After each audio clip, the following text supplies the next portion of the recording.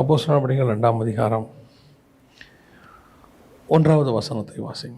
பெந்தகோஸ்தே என்னும் நாள் வந்தபோது அவர்கள் எல்லாரும் ஒருமனப்பட்டு ஓரிடத்துல வந்திருந்தார்கள். கண்களை மூடுவோம். நல்ல தகப்பனே, எங்கள் சர்வ வல்லமை உள்ள ஆண்டவரே, தர்மையான நேரத்திற்காக எமக்கு ஸ்தோத்திரம். கிருபை உள்ள கரத்தில் எங்களை தாழ்த்துகிறோம் ஆண்டவரே.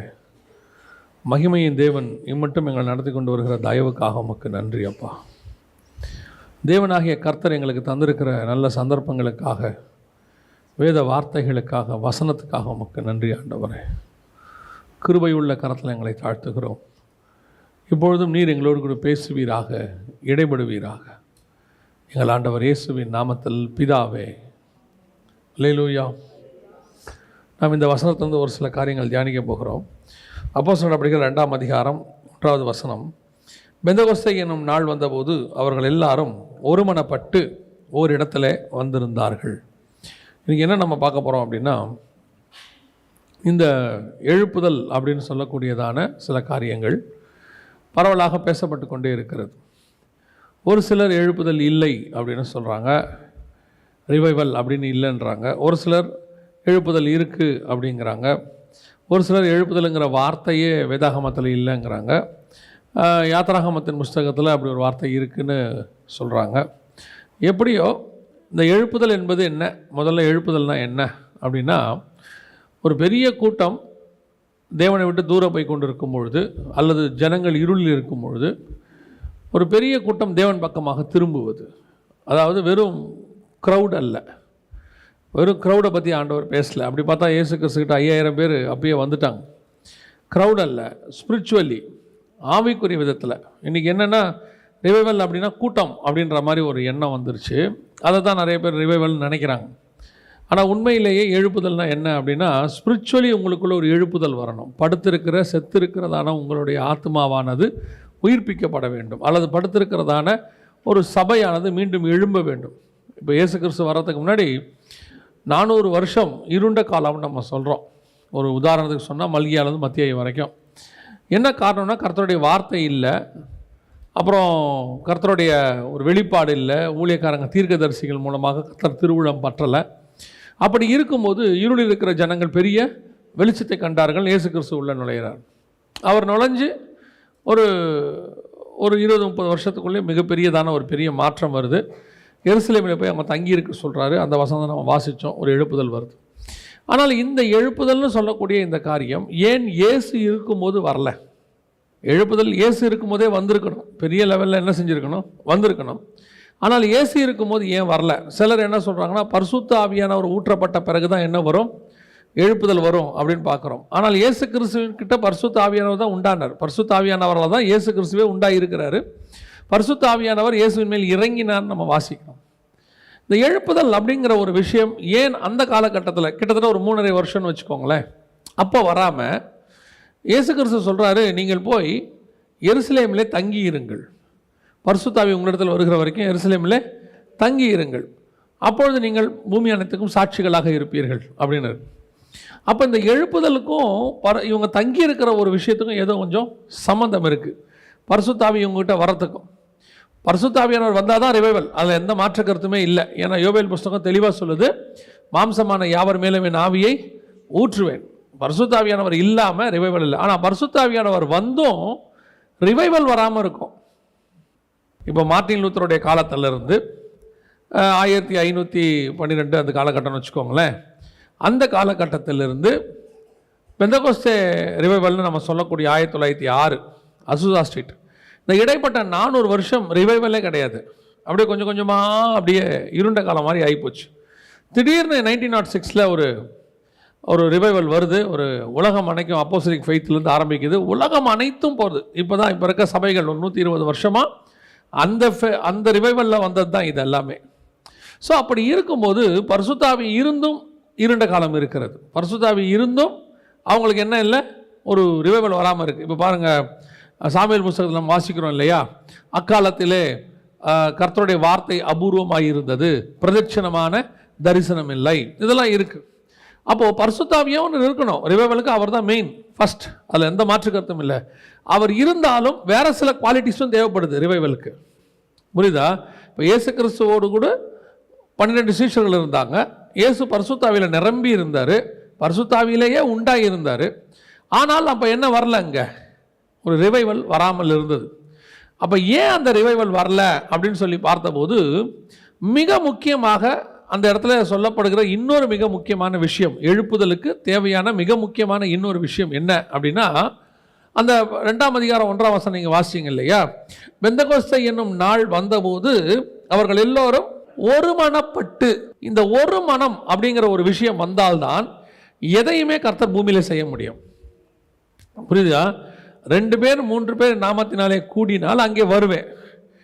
ஒரு காரியத்தை குறித்து இருவர் பூமியிலே ஒருமனப்பட்டிருந்தால் பரலோகத்தில் இருக்கிற என் பிதாவினால் அது ஆகும். அந்த ஒருமனம், ஒன்னஸ் என்பது ரொம்ப இம்பார்ட்டன்ட். கர்த்தர் எக்ஸ்பெக்ட் பண்ணுறார் 2 பேர் சேர்ந்து ஜெபிக்கணும். அதில் ஒன்று நமக்கு இருக்கிறது பரிசுத்த ஆவியானவர். அவர் வாக்கு கடங்காத பெருமூச்சுகளோடு விண்ணப்பங்களை ஏறெடுக்கிறவர். அந்த பரிசுத்த ஆவியானவரோடு சேர்ந்து ஜெபிக்கிற இடத்துக்கு நீங்கள் நானும் வரணும், ஒருமனை வரணும். நம்மளை மாதிரியே ஒரு குரூப் வரணும். பரிசுத்த ஆவியானவர் என்ன விண்ணப்பத்தை பிதாவாகிய தேவன் வச்சு நம்மகிட்ட ஏறெடுக்கணும்னு நினைக்கிறாரோ அதை பரிசுத்த ஆவியானவர் ஏறெடுப்பார். நாம் அத்தனை பேருமே அந்த விண்ணப்பத்துக்கு ஒத்துருக்கிறவங்களா இருக்கணும். அப்போ தான் என்ன வரும், ரிவைவல் வரும். இப்போ நீங்கள் ப்ரேயருக்கு வந்திருக்கிறீங்க, இப்போ இங்கேருந்து ஒரு ஜப குறிப்பு சொல்கிறோம். இந்த ஜப குறிப்பை எத்தனை பேர் ஒன்னஸோட ஜெபம் பண்ணீங்க, ஒரு மனதமாக எத்தனை பேர் ஜெபம் பண்ணோம்? அந்த ஜப குறிப்புக்கு வாய் ஜெபம் பண்ணிக்கிட்டு இருக்கோம், இருதயம் வேற எங்கேயோ இருக்கும். ஆண்டவர் சொல்றார், அவர்களே வாயினால் கனம் பண்ணுகிறார்கள், இருதயமோ தூரமாக இருக்கிறது. நல்லா ஜெபம் பண்ணுவோம், அதெல்லாம் எந்த மாற்று கருத்தும் இல்லை.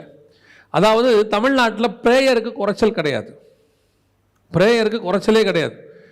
இங்கே ஆல் நைட் ப்ரேயர் இருக்குது, இங்கே ஃபாஸ்டிங் ப்ரேயர் இருக்குது, பெண்கள் ஜெபம் இருக்குது, ஆண்கள் ஜெபம் இருக்குது, அப்புறம் அமாவாசை ஜெபம், பௌர்ணமி ஜெபம், எல்லா ஜெபமும் இருக்குது. உங்களுக்கு என்னென்ன நாள் இருக்குதோ எல்லா நாள்லையும் என்ன இருக்குது, ஜெபம் இருக்குது. அதில் ஜெபத்துக்கு இங்கே குறைச்சல் கிடையாது. ஆனால் ஜெபம் எப்படி பண்ணப்படுகிறது அதுதான் கேள்வி. ஒரு மனதோடு கூட இருந்து பண்ணுறோமா? இன்னைக்கு நிறைய பேர் என்கிட்ட சொல்லுவாங்க, அண்ணா இப்படி ஜெபம் பண்ணலாம், அண்ணா அங்கே ஜெபம் பண்ணலாம். ஜெபம் பண்ணலாம், பிரச்சனை கிடையாது. ஆனால் ஜெபிக்க வருகிறவர்கள் அத்தனை பேரும் எப்படிப்பட்டவர்களாக இருக்கிறாங்கன்றது தான் கேள்வி. 50,000 பேர் கூடி நாங்கள் ஜெபம் பண்ணுறோம், 50,000 பேரும் ஒரு மனமாக இருந்தானா? 5 பேர் கூடி ஜெபம் பண்ணுறோம், 5 பேரும் ஒரு மனமாக இருக்கானா? 50,000 பேரால் செய்ய முடியாததை இந்த 5 பேர் செஞ்சுருவாங்க. கர்த்தரால் அந்த 5 பேரை வச்சு செய்ய முடியும். அங்கே மிக முக்கியமாக தேவையானது என்ன அப்படின்னு கேட்டிங்கன்னா, ஒரு மனம். இயேசு கிறிஸ்து சீஷரோடு இருக்கிற காலகட்டம் வரைக்கும் உருவாக்க முடியாத அல்லது அவர்களுக்குள் உருவாகாத ஒரு விஷயம் எதுன்னு கேட்டிங்கன்னா, ஒரு மனம். இப்போ பார்த்தீங்கன்னா அவங்களுக்குள்ள என்ன வந்துருச்சு, ஒரு மனம் வந்துருச்சு. வாசிங்களேன், அப்போஸ்தலர் நடபடிகள் 1ஆம் அதிகாரம் 14வது வசனத்தை வாசிங்க. அங்கே இவர்கள் எல்லோரும் ஸ்திரீகளோடும் இயேசுவின் தாயாகிய மரியாளோடும் அவருடைய சகோதரரோடும் கூட ஒருமனப்பட்டு ஜெபத்திலும் வேண்டுதலிலும் தரித்திருந்தார்கள். இன்னும் யார் வரல? பரிசுத்த ஆவியானவர் இன்னும் ஊற்றப்படலை. பரிசுத்த ஆவியானவர் 2ஆம் அதிகாரத்தில் தான் ஊற்றப்பட்டார். 1ஆம் அதிகாரத்தில் பரிசுத்த ஆவியானவர் ஊற்றப்படலை. ஆனால் அவர்களுக்குள் தேவையான ஒரு மனம் இப்பொழுது வந்துவிட்டது. இன்னும் நான் ஒருபடி மேலே சொல்லுவேன், நீங்கள் ஒரு மனதோடு கூட கூடி இருக்கும்போது பரிசுத்த ஆவியானவரே உங்கள் மத்தியில் வருவார், உங்கள் மூலமாய் ஒரு பெரிய காரியங்கள் செய்வார். இன்னைக்கு இந்த ஒரு மனம்ங்கிறது நம்ம என்ன நினைக்கிறோம், சபையில் ஒரு மனம் இல்லைங்க. சபையில ஒரு மனங்கிறது 2வது தான். சபையை ஏன் ஆண்டவர் குடும்பத்தோட கம்பேர் பண்றாரு தெரியுமா? சபையும் இயேசு கிறிஸ்துவையும் கணவனுக்கும் மனைவிக்கும் ஏன் கம்பேர் பண்றாருன்னா, கணவனும் மனைவியும் வீட்டில் ஒரு மனம் இல்லாம சபை ஒரு மனமா இருக்காது. ஒரு மனம் இல்லாத கணவனும் மனைவியும் உட்காந்து ஜெபம் பண்றாங்க, எப்படி எழுப்புதல் வரும்? அவங்களே அங்கே அடிச்சுக்கிறாங்க, அவங்களுக்குள்ள ஒன்னஸ் கிடையாது. அவங்க இங்கே சேர்ந்து ஜெபம் பண்ணுறாங்க, வரும்போது பைக்கில் ஒன்றா வந்துடுவாங்க இல்லையா? பைக்கில் வந்துடுவாங்க. இப்போ திடீர்னு பாஸ்டர் சொல்கிறாரு, பிரதர் நீங்கள் ஜெபம் பண்ணுங்க இந்த ஜெப குறிப்புக்காக. அவர் ஜெபம் பண்ண ஆரம்பிப்பார். இந்த அம்மா இங்கேருந்து என்ன நினச்சிக்கிட்டு இருக்கோம், இவன்லாம் ஜெபம் பண்ணி ஜெபம் கேட்டு இப்போ அவரே சமாதானத்துக்கு ஜெபம் பண்ணுறான்னு வச்சுக்கோங்க. எருசலேமின் சமாதானத்துக்காக ஜெபம் பண்ணுங்க அப்படின்னு சொன்னோன்னா அவர் எருசலேமின் சமாதானத்துக்கு ஜெபம் பண்ணுறாரு ஊக்கமாக. ஆண்டவரே எருசலேமுக்கு சமாதானத்தை கொடும். இந்த ஆளே சமாதானம் இல்லாமல் அலையிறான், இவனே சண்டை போடுறான், இவனு ஜெபம் பண்ணி சமாதானம் வருமா? அந்த அம்மா சோத்திரம் சோத்திரம் சோத்திரம். இந்த அம்மா இப்போ எதுக்கு சோத்திரம் பண்ணிக்கிட்டு இருக்கு? இப்போ எப்படி அங்கே எருசலேமின் சமாதானம் வரும்? எங்கே எழுப்புதல் வரும்? சபை என்பது என்ன? வெறும் கட்டடம் அல்ல, நீங்களும் நானும் தான் சபை. அப்போ சபையில் ஏற்படக்கூடிய ஒவ்வொரு ரியாக்ஷனுக்கும் ஆக்ஷன் எங்கே இருக்குன்னா வீட்டில் இருக்கு. அதனால தான் சபையும் வீட்டையும் கர்த்தர் ஒன்றா சொல்கிறாரு. வீட்டுக்குள்ளே உங்களுக்குள்ள ஒருமனமாக இருக்க முடியல, ஆனால் சபைக்குள்ளே வந்து மட்டும் ஒருமனமாக இருக்கிறீங்க. என்ன கேட்டால் சபை என்பது நாம் எல்லோரும் மாய்மாலம் பண்ணக்கூடிய மிக முக்கியமான இடம். அவங்க எல்லாம் சொல்லுவாங்க, வீட்டில் 1000 இருந்தாலும் வெளியே நம்ம அதை காட்டிக்க கூடாது. நல்ல விஷயம், கரெக்ட். ஆனால் எங்கே வந்து காட்டுவான் தெரியுமா? சபையில். அவங்க 2 பேரும் ஆக்கில்லா பிரிஸ்கில்லா மாதிரி இருப்பாங்க. வந்தாங்கன்னா இங்கே வந்து உட்காந்துருக்கும் போது ஐயோ அவருக்கு அது பிடிக்கவே பிடிக்காது. 2 பேருக்கும் தெரியும். என்ன கொடுமைன்னா உங்கள் ஊழியக்காரருக்கு தெரியாது, ஆவியானவருக்கு தெரியும். படுபாவி எப்படி நடிக்கிறோம் பார் இல்லையா? அந்த அம்மா சொல்லும், சும்மா சாதாரணமாக கேட்பார் பாஸ்டர், என்ன பிரதர் இன்றைக்கி சாப்பிட்டீங்களா, என்ன சாப்பாடு? பாஸ்டர் அவருக்கு வெண்டைக்காய் பிடிக்காது பாருங்கள், அதனால் அதுதான் செஞ்சுட்டு வந்திருக்கோம். அவருக்கு என்ன பிடிக்காதோ அதை செய்யறதுல அந்த அம்மாவுக்கு அப்படி ஒரு அலாதி பிரியம், ஒரு மனம் இருக்காது. ஆனால் இங்கே வந்து உக்காந்துக்கிட்டு தேசத்துக்காக, உலகத்துக்காக, சமாதானத்துக்காக, எழுப்புதலுக்காக எப்படி வரும்? நல்லா கவனிச்சு பாருங்க. அவங்களுக்குள்ள ஒரு மனம் வந்த பிறகுதான் பரிசுத்த ஆவியானவர் ஊற்றப்படுறார். ஒரு மனம் வந்த பிறகுதான் ரிவைவல் வருது. இன்னைக்கு ஏன் நிறைய பேருடைய குடும்பம் ஆசீர்வதிக்கப்படலை, ஏன் நிறைய பேருடைய ஊழியம் எக்ஸ்பெக்ட் பண்ற அளவுக்கு போகலை? காரணம் என்ன? அவர்களுக்குள் ஒரு மனம் கிடையாது. சில நேரத்தில் ஆச்சரியமாக இருக்கும், ராங் டாக்டரின் பேசுகிற ஊழியக்காரன் இருக்கான்ல, தப்பான டாக்டரின் பேசுகிறவன், அவன் தப்பாக பேசுகிறாங்கிறது உலகத்துக்கே தெரியும், அந்த அம்மாவுக்கும் தெரியும். ஆனால் அவங்களுக்குள்ள இருக்கிற அந்த ஒரு மனதை பார்த்துருக்கீங்களா? அனனியா சபிரல் மாதிரி அப்படி ஒரு மனம். ஒருத்தர் சொல்கிறாரு, என்னை பார்க்க பிதாவாகிய தேவன் வந்தாருங்கிறார். மனைவி கூட வந்து சொல்கிறாங்க, ஆம் நானும் பார்த்தேன் பிதாவை. என்ன ஒரு மனம் பாருங்க. இதெல்லாம் அனனியா சப்பிரலை தாண்டினது. பிதாவாகிய தேவனை போயே பார்க்க முடியாதுன்னு இருக்குது. பிதாவாகிய தேவன் எங்கே வந்தார்? என்ன பார்க்க வந்தார்? என்ன பார்க்க வந்ததுக்கு இப்போ யார் அதுக்கு ஆத்தரைஸ்டு பண்ணுறது? ஒரு ராங் டாக்டரின் பேசுகிறவனுக்கு அவன் மனைவி எவ்வளோ ஆத்தரைசேஷன் பாருங்க. சத்தியம் பேசுகிறவனுக்கு கீழே உட்காந்துக்கிட்டு ஒரு பிசாசு மாதிரி உட்காந்துருக்கோம். இன்னைக்கு ஒரு மனம் என்பது எங்கே இருக்கிறது?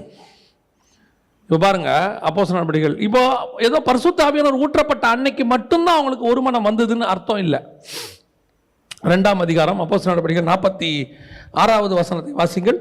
அவர்கள் ஒருமனப்பட்டவர்களாய் தேவ ஆலயத்திலே அனுதினமும் தரித்திருந்து வீடுகள் தோறும் அப்பம் பெற்று மகிழ்ச்சியோடும் கபடமில்லாத இருதயத்தோடும் போஜனம் பண்ணி. அவ பாருங்க, ஒரு மனம்ங்கிறது ஏதோ ஒரு நாளைக்கு வர்றதில்லை. அவர் ஒருமனப்பட்டவர்களாய் தரித்திருந்து, அதுக்கப்புறம் அவன் அப்படியே தான் இருக்கான், எல்லாத்துலேயும் ஒன்னஸ். அப்போ ரிவைவலுக்கு காரணம் என்ன? ஒரு எழுப்புதல் அன்னைக்கு வந்துச்சு. காரணம் என்ன? ஏதோ ஒரு மனம் என்பது ஒரு நாள் அக்கேஷனுக்கு வரக்கூடியதான ஏதோ ஒன்று இல்லை. சிலர் பார்த்தீங்கன்னா ஒரு நாள் நல்லா இருப்பாங்க, ஒரு நாள் நல்லா இருப்பாங்க, அதுக்கப்புறம் திருப்பி பிரச்சனை வரும். திருப்பி ஒரு 15 நாள் கழிச்சு ஒரு மனப்படுவாங்க, அப்புறம் ஒரு 2 வாரம் பிரச்சனை போவோம், அப்புறம் ஒரு வாரம் நல்லா இருப்பாங்க. அப்போ அவங்களுக்குள்ள என்ன வராது? அவங்களை கொண்டு கர்த்தர் பெரிய காரியங்களை செய்ய முடியாது. ஏதோ வாழ்க்கை ஓடும், அப்படி ஓடும். ஆனால் ஒருமனப்பட்டவர்களாய் தரித்திருந்து, அதான் ரொம்ப இம்பார்ட்டன்ட். ஒருமனப்பட்டவர்களாய் தரித்திருந்து அவங்க அதுக்கப்புறம் ஒரு மனதோடைய வாழ்க்கை ஆட ஆரம்பிச்சிட்டாங்க. இந்த ஒன்னஸ் தான் இன்னைக்கு கடைசி காலத்தில் கர்த்தர் எதிர்பார்க்கிற மிக முக்கியமான ஒரு சம்பவம். அது வீட்டுக்குள்ளேயும் இருக்கணும், வீட்டுக்குள்ளே இருந்தால் சபைக்குள்ளேயும் இருக்கும், சபைக்குள்ளே இருந்தால் தேசத்துக்குள்ளேயும் இருக்கும், தேசத்துக்குள்ளே இருந்தால் அதற்கு பேர் தான் எழுப்புதல். எல்லாருக்குள்ளேயும் ஒரு மனம் வந்துருச்சுன்னு வச்சுங்களேன், ரிவைவல் என்பது தானாய் வரும். அத்தனை பேருக்கும் ஒரு ஒன்னஸ். அது வீட்டில் ஆரம்பிக்கணும், சபையில் வெளிப்படணும். சபையில் வெளிப்படுறது தேசம் முழுக்கும் பரவும். இன்னைக்கு நமக்குள்ள அந்த ஒன்னஸ் இருக்குதா? இதுதான் ஆராய போகிறோம். இந்த ஒன்னஸ் இல்லாமல் இருப்பதுக்கு என்ன காரணம்? 3.5 ஆண்டு காலம் இயேசு கிறிஸ்துவோடு கூட அவர்கள் இருந்திருக்கிறார்கள். அப்போ வராத ஒரு மனம் இயேசு கிறிஸ்து போன பிறகு என்ன செய்யுது? வருது. பல நேரங்களில் சில காரியத்திற்கு கர்த்தர் கொஞ்சம் விலகி நிற்கிற மாதிரி நின்னார்னா தான் நமக்கு அறிவு வரும். கர்த்தர் கூடவே இருக்கிற வரைக்கும் நமக்கு என்ன தெரியாது? அருமை தெரியாது. நீங்கள் நல்லா ஜெபம் பண்ணிக்கிட்டே இருப்பீங்க, அந்த தேவனுடைய பிரசன்னம் உங்களை மூடிட்டே இருக்கும். அந்த பிரசன்னம் இருக்கிற வரைக்கும் அந்த பிரசன்னத்தினுடைய மேன்மை உங்களுக்கு தெரியவே தெரியாது. ஒரு நாள் ஏதோ ஒரு பாவம் இடறுதல், ஜெபம் பண்ண முடியல, உங்களுக்குள்ள ஒரு வெறுமை ஒன்று வரும். அந்த வெறுமை தான் இந்த பிரசன்னத்தினுடைய மகிமையை உங்களுக்கு காட்டும். எவ்வளோ பிரசன்னத்தில் இருந்தோம், ஒரு மகிமை போச்சே, ஒரு வெறுமை தெரியும். நான் சொல்கிறது நல்லா ஸ்பிரிச்சுவலாக இருக்கிறவங்களுக்கு கண்டிப்பாக தெரியும்.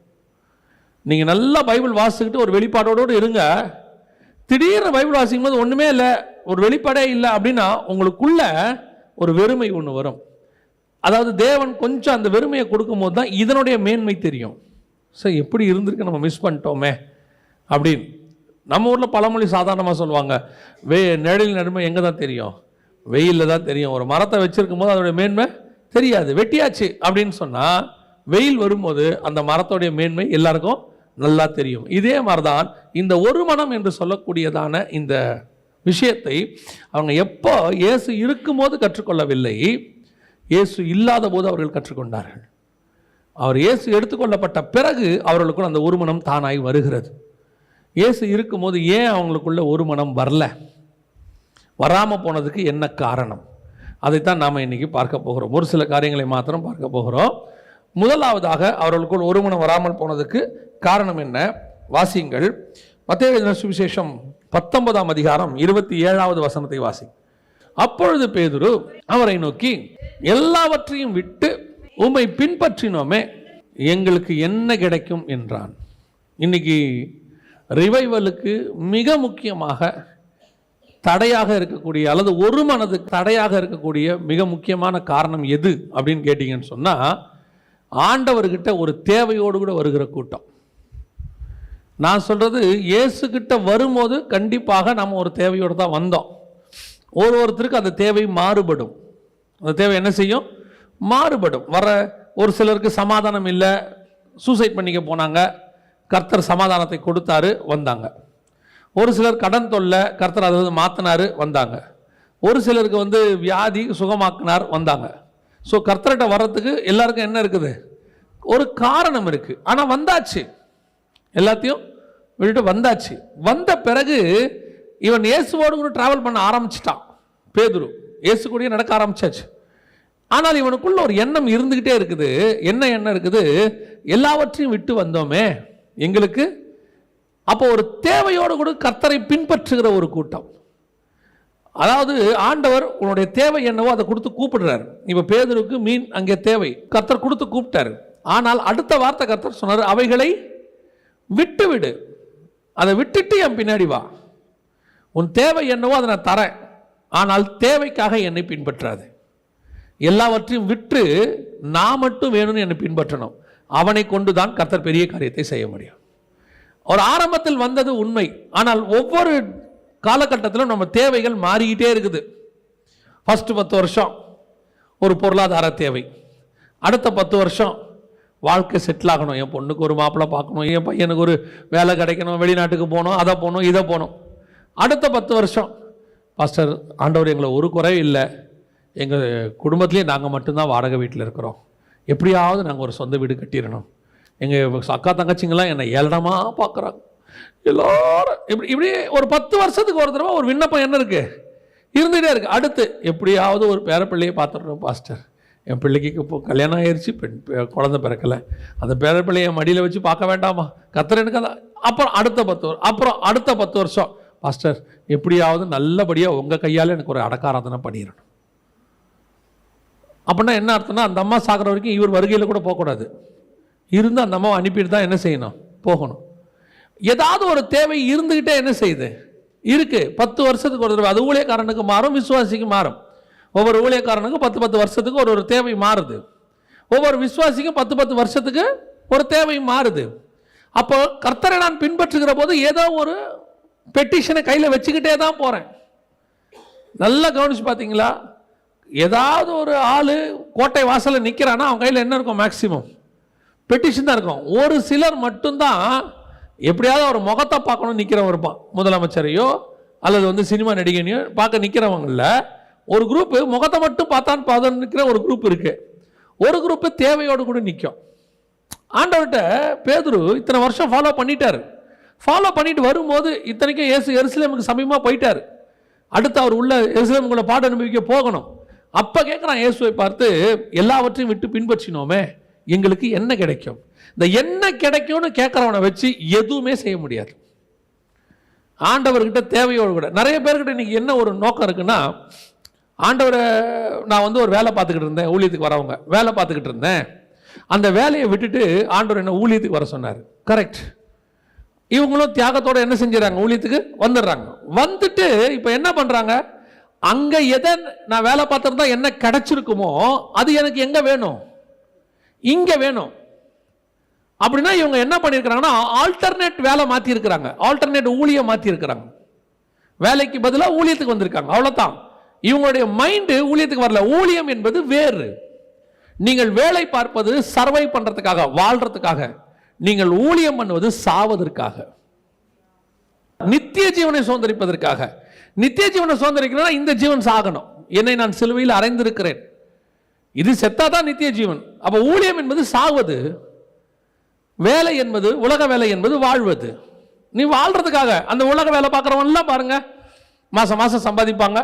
பிள்ளைகளுக்கு நாங்கள் என்ன செய்கிறோம், வீடுக்கு வீடு கட்டுவோம், வாசல் வாங்கி வைப்போம், இடம் வாங்கி போடுவோம். அப்புறம் ஒரு காலகட்டத்தில் பெம்பளை பிள்ளையாக இருந்தால் கல்யாணம் பண்ணி வைக்கணும், பையனாக இருந்தால் கல்யாணம் பண்ணி வைக்கணும். அப்புறம் ஒரு காலகட்டத்தில் பேர பிள்ளையை பார்க்கணும். அவன் தாட் அவ்வளோதான், அதை தாண்டி அவன்கிட்ட ஒன்றுமே இருக்காது. இப்போ நீ தேவன்கிட்ட வந்தாச்சு, இங்கே வந்து உன் தாட் என்னவா தான் இருக்குது. அப்போ என்ன நீங்கள் மாறி இங்கே வந்தீங்க? அப்போ ஆண்டவர்கிட்ட வந்ததுடைய பிரயோஜனம் என்ன? ஏதோ ஒரு தேவை, என்ன கிடைக்கும், என்ன கிடைக்கும், என்ன கிடைக்கும். அதுவும் பெரிய கொடுமையான ஒரு விஷயம் என்னன்னா, பேதுரு இந்த கேள்வியை எப்போ கேட்பார் தெரியுமா? ஒரு பெரிய பணக்கார வாலிபன் வந்தான்.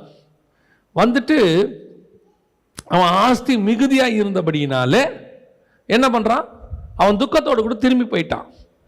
இவர் துருத்துருன்னு அடுத்த கேள்வி கேட்குறாரு, ஆண்டவரே அவன் நீர் எல்லாவற்றையும் விட்டு வர சொன்னீர், அவன் வரமாட்டான்ட்டான். ஆனால் அவன் யாரு? மிகுந்த ஆஸ்தி உள்ளவன், நியாயமாக சம்பாரிச்சவன். அவன் விட மாட்டேன்ட்டான். இவர் உடனே குவாலிஃபிகேஷனை உயர்த்துறாரு, இவருடைய கிரைட்டீரியாவை கொண்டு வந்து காட்டுறாரு. நான் யார் தெரியுமா ஆண்டவரே? எல்லாவற்றையும் விட்டு வந்தேன். ஏற்கனவே சொல்லியிருப்பேன், நம்மளா இருந்தால் அந்த கேள்வி அதுக்கு பதிலே வேற தான். பேதுரு இப்படி சொன்ன உடனே நம்ம ரிப்ளை என்னவா இருக்கும் தெரியுமா? சரி பேதுரு, என்ன விட்ட சொல்லுப்பா, ஒரு லிஸ்ட்டு போடுவோம். நீ விட்டது என்ன? ஆண்டவரே நான் போட்டை விட்டேன். என்ன போட்டு? என்ன போட்டு? முழுவதும் பிரயாசப்பட்டாலும் ஒரு மீனும் கிடைக்காத ஒரு போட்டு. ஆண்டவரே வலைய விட்டேன். என்ன வலைய விட்ட? மருந்துக்கு கூட ஒரு மீன் கிடைக்காது. இல்லை 2 போட்டு நிறைய மீன் கிடைச்சது. அது உனக்கு மீன் பிடிக்க தெரியாமல் நீ பண்ணது, நான் சொன்னதுனால உனக்கு கிடைச்சது. அதுவும் நீ பிடிச்சது இல்லை, நான் சொன்னதுனால அது கிடைச்சது. நீ என்ன பிடிச்ச? ஒன்றும் பிடிக்கல. இப்போ என்ன விட்ட? நம்மளா தான் என்ன செய்வோம்? இப்படி ஒரு கேள்வி கேட்போம். கர்த்தர் அவர் ஆண்டவர், நம்ம மனுஷன், அதான் டிஃபரன்ஸ். அவர் பெருந்தன்மையாக சொல்கிறார், பரவாயில்லப்பா மறுஜன்ம காலத்தில் நீ நியாயம் இருக்கிறவனாக இருப்பாய், அதெல்லாம் சொல்கிறார். இப்போ நமக்கு உள்ள இந்த ஒரு எண்ணம் இருந்துகிட்டே இருக்கு. ஆண்டவருக்காக விட்டுட்டு வந்தோம், ஆண்டவருக்காக விட்டுட்டு வந்தோம். என்ன விட்டோம் சொல்லுங்களேன்? ஆண்டவருக்காக நம்ம என்ன தான் விட்டோம்? பல நேரங்களில் சில பரிசுத்தவான்கள், பவுல் எடுத்துக்கோங்களேன், அவர் சொல்கிறார் எல்லாவற்றையும் நஷ்டமும் குப்பையும் என்று விட்டேன். அப்படின்னா அதில் ஒரு நியாயம் இருக்கு. லாபமான அனைத்தையும் பேதுரு விட்டது நஷ்டமானது, பவுல் விட்டது லாபமானது. லாபமான என்ன? என் வாழ்க்கைக்கு அது லாபம், ஆனால் ஸ்பிரிச்சுவாலிட்டிக்கு அது நஷ்டம். பேதுரு எல்லாவற்றையும் விட்டேன்னு சொன்னது எது தெரியுமா? ஸ்பிரிச்சுவாலிட்டிக்கு லாபம் இல்லை, வாழ்க்கைக்கு லாபம். இன்னைக்கு நாம என்ன செய்யறோம்? ஏதாவது ஒன்று வாழ்க்கையில் ஏதாவது ஒன்று விட்டுருக்குறோம். கண்டிப்பாக யாரும் இங்கே உங்களுடைய தியாகத்தை கர்த்தர் கனவீனப்படுத்தலை. ஆனால் அதையே கட்சி வரைக்கும் யாராவது ஒருத்தர் உங்களை அடிச்சிருப்பாங்க 20 வருஷத்துக்கு முன்னாடி. எப்போ நீங்கள் ஊழியத்துக்கு வர்றதுனாலையோ ஆண்டவர் ஏற்றுக்கொண்டதுனாலையோ என்ன செஞ்சுருப்பாங்க? அடிச்சிருப்பாங்க. 20 வருஷம் கழிச்சும் ஒரு கூட்டம் என்னை சூழ்ந்து கொண்டு அடித்தது, நான் தாக்கப்பட்டேன். எப்படி இருக்கும் பாருங்களேன். ஆண்டவர் என்ன தெரியுமா சொல்லுவார்? நீ தாக்கப்பட்டது உண்மைதான், நான் இல்லைன்னே சொல்லலை. போராடலாம் சொன்னால் எப்பட்றா? இல்லையா? பவுல் பட்டணந்தோறும் அடிக்கப்பட்டார், அதையே ஒரு தடவை தான் சொல்லியிருக்கிறார். பட்டணந்தோறும் அவர் என்ன பண்ணியிருக்கணும்? 13 புக்கு எழுதியிருக்கிறார். 13 புக்லேயும் அவர் என்ன எழுதியிருக்கணும்? பட்டணந்தோறும் அடிக்கப்பட்டேன். கலாத்தியரே உங்களுக்கு தெரியுமா, நான் பட்டணந்தோறும் அடிக்கப்பட்டேன். கொரிந்தியரே உங்களுக்கு தெரியுமா, நான் பட்டணந்தோறும் அடிக்கப்பட்டேன். கொரிந்தியரே நான் 2வது முறை உங்களுக்கு எழுதுகிறேன், பட்டணம் முழுவதும் அடிக்கப்பட்டேன். எபேசியர் உங்களுக்கு தெரியுமா, நான் பட்டணம். இப்படி இதுதான் எல்லா இடத்துக்கும் போகிற இடத்துக்கு சொல்கிறது. ஒரே ஒரு இடத்துல சொல்கிறாரு, நான் பட்டணந்தோறும் அடிக்கப்பட்டேன், அதோட முடிச்சுட்டாரு. அவ்வளோதான். ஒன்று நல்லா தெரிஞ்சுக்கொள்ளுங்க, நாம் விட்டதை நாம் சொல்லக்கூடாது, பரலோகம் சொல்லணும். அதுதான் ஆசீர்வாதம். யோபு விட்டதை யார் சொல்லக்கூடாது? யோபுவே சொல்லக்கூடாது, தேவன் சொல்லணும். உண்மையும் உத்தமும் சன்மார்க்கம் உள்ளவன் அவன்டான்னு சொல்லணும். இன்னைக்கு ஒரு கூட்டம் என்ன கிடைக்கும் ஆண்டவரே, என்ன கிடைக்கும் ஆண்டவரே, இது இப்படி இப்போ இது எப்படி மாறி எப்படி ஆயிடுச்சு தெரியுமா? இவன் என்ன கிடைக்கும்னு கேட்டது போக நீயும் கேளு, கர்த்தர் உனக்கும் தருவார். இப்போ ஒரு குரூப்பே என்ன ஆயிடுச்சு, ஆண்டவரே எனக்கு என்ன கிடைக்கும், ஆண்டவர் என்ன கொடுப்பீங்க. இவர்கள் அத்தனை பேரும் இந்த பூமியை சுதந்திரிப்பதற்காக பிரயாசப்படுகிறவர்கள். இதுவே பவுல் கேட்டிருந்தா எப்படி இருந்திருக்கும்? ஆண்டவரே நான் லாபமான அனைத்தையும் நஷ்டம் என்று விட்டேன், எல்லாம் முடிச்சிட்டேன். இப்போ நியாயமாக ஆண்டவர் கேட்கணும், பவுல் உனக்கு என்ன வேணும், நீ எனக்காக இவ்வளோ பெரிய காரியம் செஞ்சிட்ட, உனக்கு என்ன வேணும்? பவுல் என்ன தெரியுமா சொல்லியிருப்பாரு? அவர் அதுதான் சொல்கிறார் பைபிளில். என்ன தெரியுமா சொல்கிறாரு? நான் தேகத்தை விட்டு பிரிந்து தேவனோடு இருக்கிறதை விரும்புகிறேன், என்னை விட்டுருங்கடா நான் அங்கே போயிடுறேங்கிறாரு. இதுதான் நீ தேவனிடத்தில் கேட்க வேண்டியது, எனக்கு என்ன கிடைக்கும்னு சொல்லி. உன்னுடைய தேவை அனைத்தும் பரலோகத்துக்குரியதாக இருக்கணும். பூமிக்குரிய தேவனுக்கு என்ன விட்டு திருப்பி பூமிக்குரிய தேடினீங்கன்னா என்ன பிரயோஜனம்? அதில் என்ன பிரயோஜனம் இருக்குது சொல்லுங்க? இங்கே விட்டுட்டு அங்கே தேடுறோம். அதுவும் எப்படி தேடுறோம்? வட்டியும் முதலமா தேடுறோம். கர்த்தருக்காக நான் அன்னைக்கு வீட்டை விட்டு பைபிளோட வெளியே வந்தேன். பின்ன சொத்து எழுதி கொடுத்தா அனுப்புவான். யோசித்து பாருங்க, நீ அன்னைக்கு உன் சொத்தெல்லாம் கொடுக்க வேண்டியது கொடுக்காம உங்களை ஏமாற்றி என்ன செஞ்சிட்டாங்க, அனுப்பி விட்டுட்டாங்க. இயேசுவை ஏற்றுக்கொண்டதுனால நீங்கள் தனிமைப்படுத்தப்பட்டீர்கள், உண்மை. அதற்காக உங்களுக்கு திருப்பி சொத்து கொடுக்கணும்னு என்ன இருக்கு? சொத்து ஏமாத்திட்டாங்க, அதனால சொத்து கொடுக்கணும்னு என்ன இருக்கு? என்ன கண்டிஷன்? நீ வந்தது நான் இழந்த சொத்தை வாங்குவதற்கு அல்ல, அது உலகத்தினுடைய நஷ்டம், அது எனக்கு தேவையில்லை. இதை காட்டிலும் மேலான ஆசீர்வாதம் ஒன்று எனக்கு வைத்திருக்கிறார், அதை சுதந்திரிக்கும்படி இதை நான் விடுகிறேன். இதுதான் உண்மையிலேயே தேவனை தேடுறதுக்கான காரணமா இருக்கணும். நம்ம வரும்போது எல்லாரும் கர்த்தர் கொடுக்கிறார், அதுல எந்த மாற்று கருத்தும் இல்லை. நீங்க போய் கேட்ட உடனே கர்த்தர் என்ன செய்யறாரு? தர்றாரு. நம்ம கேட்கிறோம், ஆண்டவரே என்னை ஏமாத்திட்டாங்க, எனக்கு எப்படியாவது ஒரு வீடு கொடுங்கப்பா, கொடுத்துருவாரு. ஏன்னு சொல்ல நல்லா தெரிஞ்சுக்கொள்ளுங்க, என் நாமத்தினாலே நீங்கள் எவை கேட்பீர்களோ அவைகள் உங்களுக்கு. இளையகுமாரன் போய் தன் தகப்பங்கிட்ட கேட்குறான் இல்லையா, என் சொத்தை பிரித்து கொடுங்க, நான் போகிறேன். தகப்பன் கொடுத்தாரா இல்லையா? கொடுத்தாரு. தகப்பன் அந்த இடத்துல சொன்னாரா? கொடுக்க மாட்டேன்னு சொன்னாரா? இல்லைப்பா நீ அழிச்சிருவேன்னு சொன்னாரா? ஒன்றும் சொல்லலை. கேட்டவொன்னே என்ன பண்ணிட்டாரு? கொடுத்துட்டாரு, அவ்வளோதான். ஏன்னா அந்த தகப்பனுக்கு நல்லா தெரியும், இவன் எங்கிட்ட கேட்குற எதுவுமே மேன்மையானது கிடையாது, இவையெல்லாம் அழியக்கூடியது.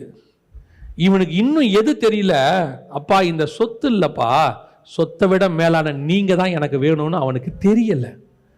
இப்ப இந்த சொத்தை அவன் மேன்மையா நினைக்கிற வரைக்கும் அவன் என்ன பண்ண மாட்டான், என்ன பெருசா நினைக்க மாட்டான்.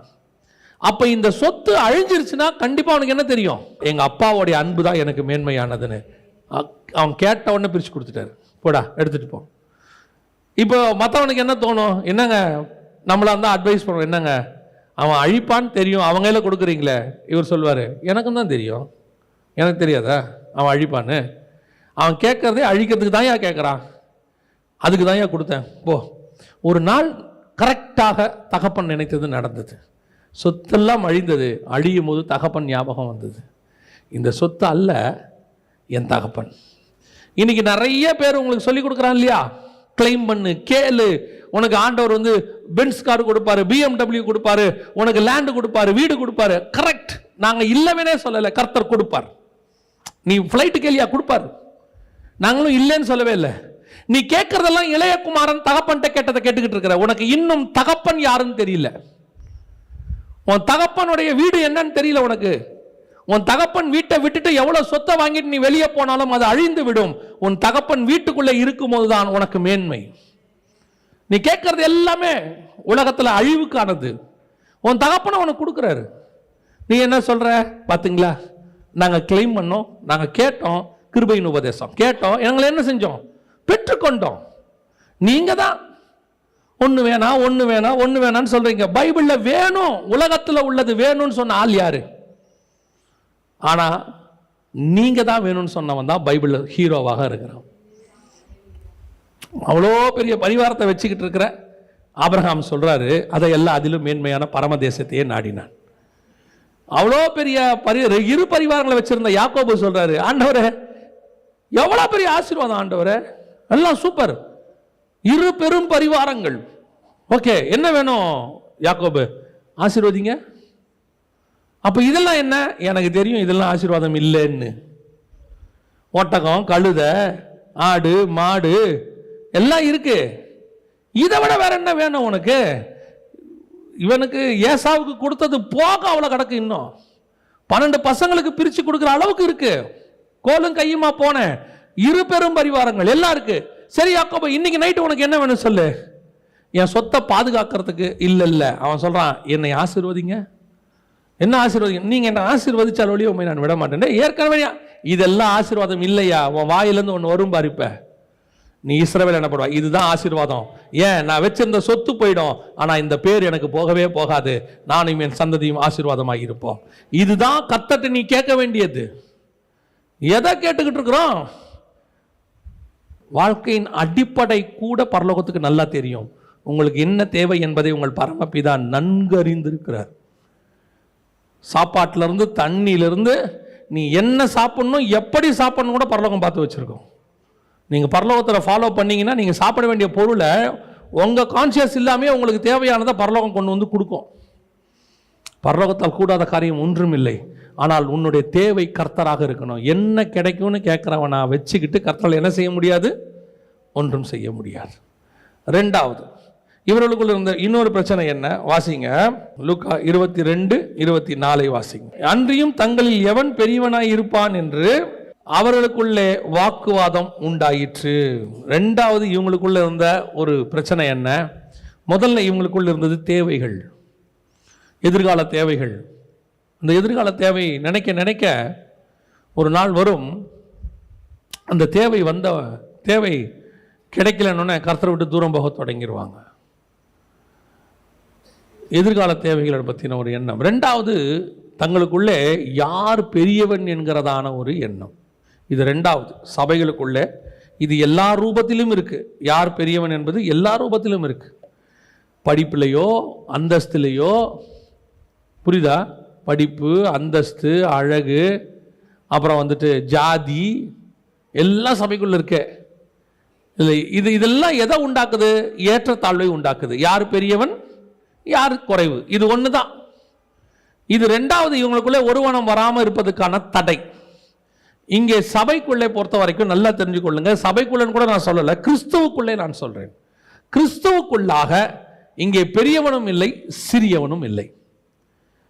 படிப்பிலையும் பெரியவனும் இல்லை, சிறியவன் இல்லை. நீ படிப்பில் பெருசா இருப்ப, நீங்க படிச்சு நல்லா உங்களுக்கு என்ன இருக்கும்? அறிவு இருக்கும். ஒரு ஆள் படிக்காதவராக இருப்பார், ஆனால் அவருக்கு ஞானம் இருக்கும், அவருக்கு சமயோஜித புத்தி இருக்கும். உங்களுக்கு A+B ஃபார்முலா போட்டால் தான் தெரியும். அவர் A+B போடுற ஃபார்முலா போட்டு நீங்கள் கொண்டு வரதை பார்த்தே சொல்லுவார், இது சரி வருங்க வராதும்பார். சில நேரத்தில் இன்ஜினியர்ஸ், ஆர்கிடெக்ட்லாம் வரைஞ்சி கொடுத்துருவாங்க. கொண்டு போயிட்டு நீங்கள் அந்த கொத்தனார்கிட்ட கொடுத்தீங்கன்னா அப்படி பார்ப்பாரு, சார் இது கட்ட முடியாது சார் அப்படிம்பார். அந்த கொத்தனார் சொல்லுவார், நீங்கள் போய் பிளான் போட்ட இன்ஜினியர்கிட்ட சொன்னீங்கன்னா, எவன் சொன்னான்? அவன் என்ன படிச்சிருக்கானா? அவன் எப்படி சொன்னான்? கொத்தனார் சொல்வார், அவரை வர சொல்லுங்க அப்படிமா. யார? இன்ஜினியர். இன்ஜினியர் வரும்போது என்ன தெரியுமா செய்வார்? யோ என்ன ஏன் கட்ட முடியாதுன்னு இவர் யோன்னு தான் கூப்பிடுவார்.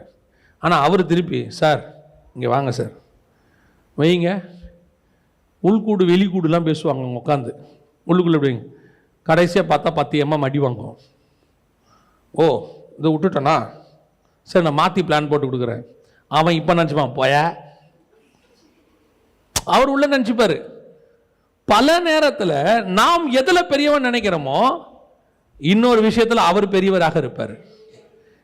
நீங்கள் சில நேரத்தில் நினச்சிக்க கூடாது, நமக்கு எல்லாம் தெரியும், நம்ம பெரியவன், பாஸ்டர் நமக்கு சர்ச்சில் இம்பார்ட்டன்ஸே தரமாட்டுறாரு இல்லையா. நான் நல்லா பாடுவேன், நீ நல்லா பாடுவேன், ஆனால் சுதியோட பாட மாட்டேன், அதான் பிரச்சனையே. சில ஆட்கள் நல்ல குரல் வளம் இருக்கும், கீபோர்டுக்காரனோட பாட வராது.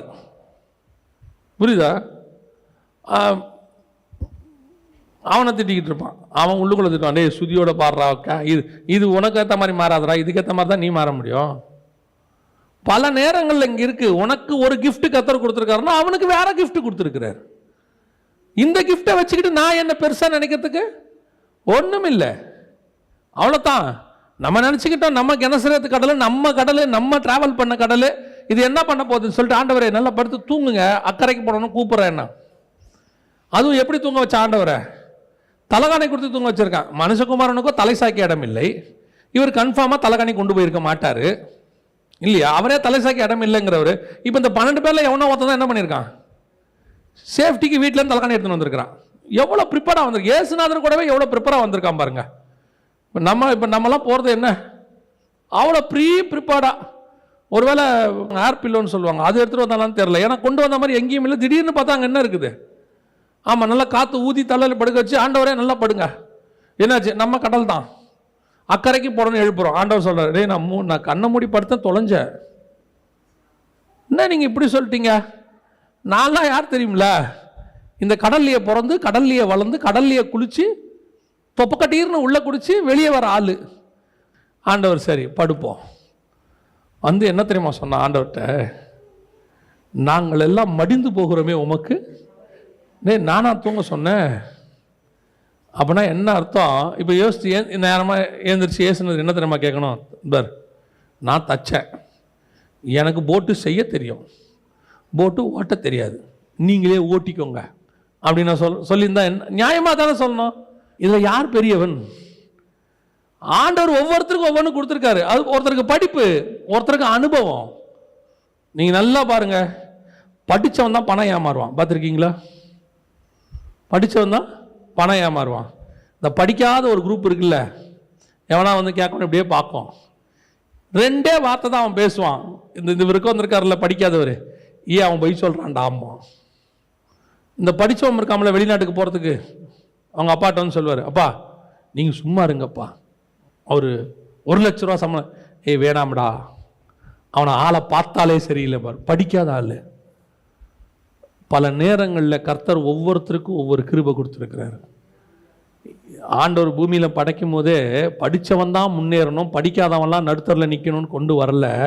ஒவ்வொருத்தருக்கும் ஒன்று கொடுத்துருக்கிறார். ஒருத்தனுக்கு மியூசிக்காக இருக்கும், ஒருத்தனுக்கு ஸ்போர்ட்ஸாக இருக்கும், ஒருத்தனுக்கு எஜுகேஷனாக இருக்கும், ஒருத்தனுக்கு அட்மினிஸ்ட்ரேஷனாக இருக்கும், ஒருத்தனுக்கு இன்ஜினியரிங்காக இருக்கும், ஒருத்தனுக்கு மெடிக்கலாக இருக்கும், ஏன் ஒருத்தனுக்கு தொழில் பார்க்கறதா இருக்கும், பிஸ்னஸ்மேனாக இருக்கும். இதுக்கு கர்த்தர் ஒவ்வொருத்தருக்கும் இதில் யாரும் இங்கே சின்னவன் பெரியவனே கிடையாது. எவ்ரிபடி கர்த்தருக்கு முன்பாக நாம் எல்லோரும் சரிசமமாக இருக்கிறோம். அது வெளியே எப்படியோ, சபைக்குள்ள கிடையவே கிடையாது, எதுலையுமே கிடையாது.